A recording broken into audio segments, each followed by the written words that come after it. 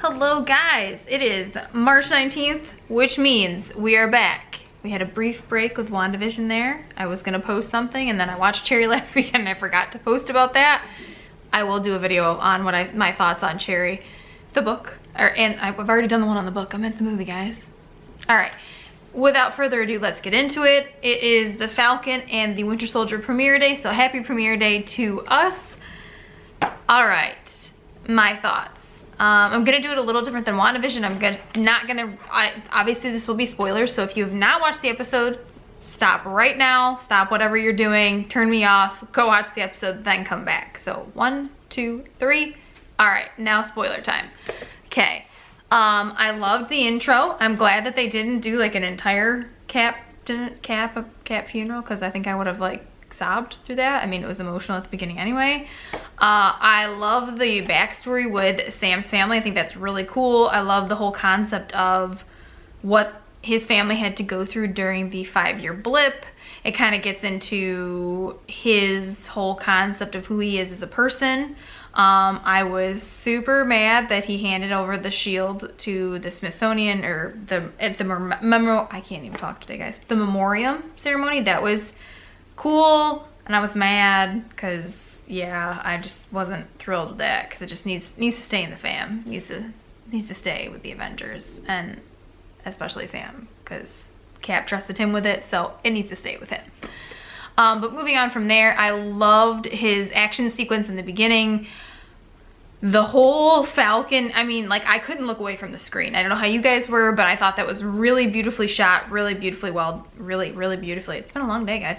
Really well done. Loved it. I cannot wait to see more. This is definitely way more action-packed than WandaVision, which we kind of already knew going into it, but it's exciting to see, and it is longer. That is the one caveat I would like to say, is that I know that WandaVision was different, but I do like the fact that these are longer episodes. I just feel like we got more information.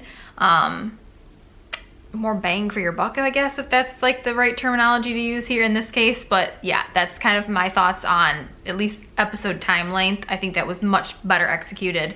I would have liked them to do that in WandaVision, as opposed to leaving so much mystery around every single thing and then making us theorize until like we were literally theorizing down to a freaking fly. So yeah, but moving on from there, let's talk a little bit about Bucky. I'm really excited to get into him as a character. I like Sebastian Stan. I think he's a great actor. I'm thrilled to see how they carry out his storyline. I like the fact that they are dealing with his PTSD, because I think that's something that a lot of people wanted them to touch on previously, and we really haven't done that. And so with Cap kind of out of the picture, it like makes me sad to even say that, but we can kind of get into his character, just like him, just Bucky, you know, James Buchanan Barnes. So I think that's going to be really exciting to see. I cannot wait to see what they do with it. I loved his session with the therapist. I thought it was funny and sarcastic, which is kind of him in a nutshell, and it really represented his character, at least what we've seen up to this point. Yeah, I like that. I love the fact that he has the interaction with Yuri. It was sad to know about his backstory and his kind of connection to Yuri with his son, and his way of trying to atone for that. It kind of reminds me of, you know, like Black Widow and her saying that she had a lot of red in her ledger. I know that was like, you know, Avengers glory days. That's kind of what it reminds me of, and Bucky's just kind of trying to wait for him to atone for all of those, if that makes sense into what I'm saying. But I really am excited to see what they do with him. The other part with the radical group and the whole borders, I think that's a really cool concept. I love that. My brother did bring up a good point. They kind of did it like a Avengers. Got the Avengers in the brain, guys. Defenders style. So obviously if you haven't watched those, go watch those on Netflix. I don't know why you wouldn't have at this point, but please go watch them. They're amazing. Where they kind of did the separate storylines at the beginning, and then I think they're just gonna bring them together. I like that format. I think it's nice. It gives background on both characters, so you can kind of see more development, and I just like it. I like it when they do it in books, when they flip-flop between two different characters. I think it's great. I love that perspective. Big thumbs up for me on that. What else? Oh, I love that we get to see Rhodey. That was nice. That was super fun. I missed him.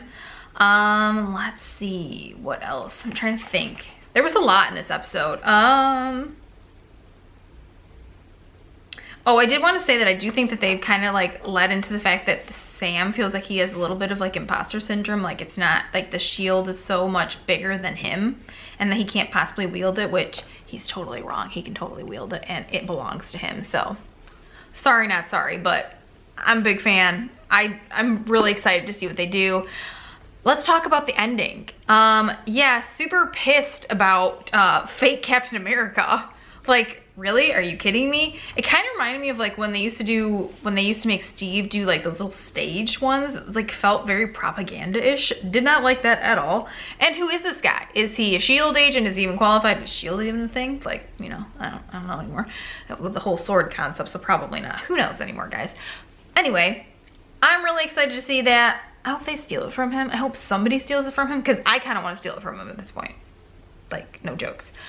But I'm very excited to see what they do. I'm hopeful that the action sequences are just gonna get even better. I mean, from the previews and the trailers we've seen, I think we've got a lot of good coming our way. But yeah, I loved it. Let me know what you guys think. Do you like it better than WandaVision? I don't really think it's a fair comparison. I know a lot of people have already been doing kind of comparisons between the two. They're two totally different, like, I feel like, ways of filming and like genre perspective. I mean, yes, they are like still the Avengers, but I feel like it was a different way of explaining it. I still love WandaVision. Wanda and Vision, taking it right here in home. Love them so much. But I am really excited for Falcon and Winter Soldier and what we're gonna see in the next weeks coming on Loki and just like, oh my God, and everything we've got coming up. I'm so pumped, guys. It's a great time to be a Marvel fan. It's never really been a bad time to be a Marvel fan, let's be honest. But if you're like me and you're looking forward, let me know what your thoughts were on the episode. Yeah, what was your favorite part about it? Oh, before I forget, the freaking bank scene with Sam was hilarious. Loved it. And also I'm pissed at that guy for the whole, oh, well, you know, a lot's changed in 5 years. Oh, I'm sorry. He was off saving the world. Really? We're really gonna go there right now? That's crappy. That's just super crappy.